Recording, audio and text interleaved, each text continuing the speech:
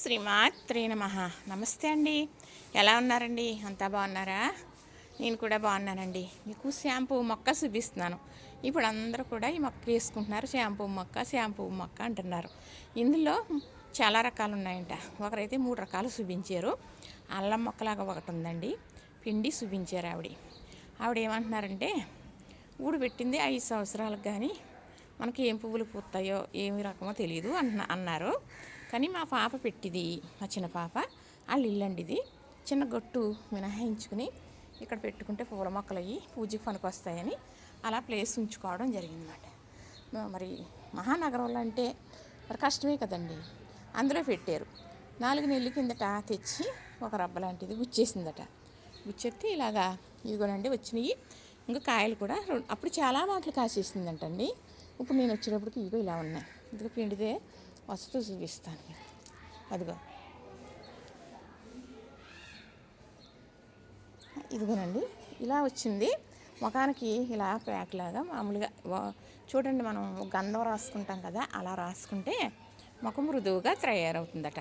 తర్వాత జుట్టు కూడా మనకి మృదువుగా ఉంటుంది. అంతేగాని జుట్టు మనం షాంపూ వేసుకుని తల రుద్దుకుంటే పోతుంది అన్నట్టు కాదు. అలాగే మనం నూనె పెట్టుకుని మనం ఇది పిండేసుకుని వేసేసుకుంటే తగ్గిపోద్దని అనుకోవద్దండి, వదిలిపోద్ది అనుకోవద్దు. మామూలుగా ఇది జుట్టు కూడా సిల్క్గా ఉండాలి అంటే ఇది ఒక వాటర్లో వస్తుంది కాబట్టి అప్లై చేసుకోవచ్చు. ముఖానికి కూడా అప్లై చేసుకోవచ్చు. చాలా రకాలకు రాసుకుంటారు కదండి ముఖానికి. అలాగనే ఇదిగో చూసారా, ఇది మొగ్గ వస్తూ ఉన్నది. ఇదిగో లోపల చూడండి ఇలా వచ్చింది. ఇదిగో అంటే ఇవి పైన పువ్వులు కూడా వస్తున్నాయి అన్నమాట. ఇగోనండి మొగ్గలు చూసారా, మొగ్గలు రాలిపోయినాయి. చూపిస్తాను మీకు.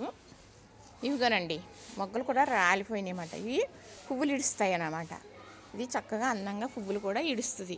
ఇది పిండితే మంచి వాటర్ కొంచెం జిగురుగా ఉన్నది, కానీ చేతిలో పడిన తర్వాత ఏమి జిగిరే లేదండి. అదైతే ముఖానికి జుట్టుకి అప్లై చేసుకోవచ్చు అని చెప్పారండి. పిండితే ఇలా వస్తుంది చక్కగా. మరేమోని ఇప్పుడు మన ఇంటికి 2 మొక్కలు పట్టుకెళ్దామని ఒక ప్రయత్నం అండి.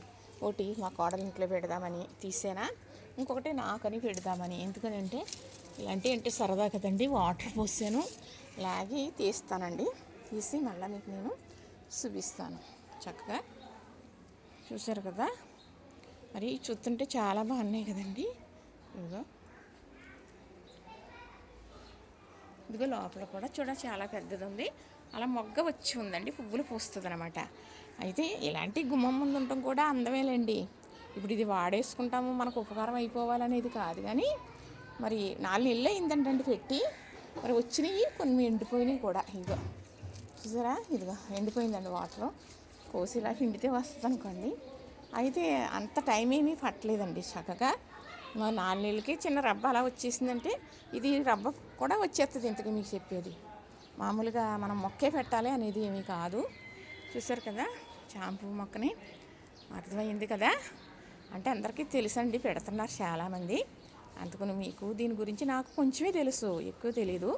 ఇలా ముఖానికి అప్లై చేసుకోవచ్చు, జుట్టుకి అప్లై చేసుకోవచ్చు అని. మరి ఏదైనా ఇలా న్యాచురల్గా వచ్చేది కాబట్టి చెడు కాదులేండి. ఇదేమి కెమికల్ అయ్యి కాదు. అది కూడా మనకి ఒకళ్ళు పడుతుంది పడకపోతుంది చూసుకుని మనం వాడుకుంటే మంచిదని చెబుతానండి. చూసారు కదా, మరి ఒక మొక్క తీసానండి.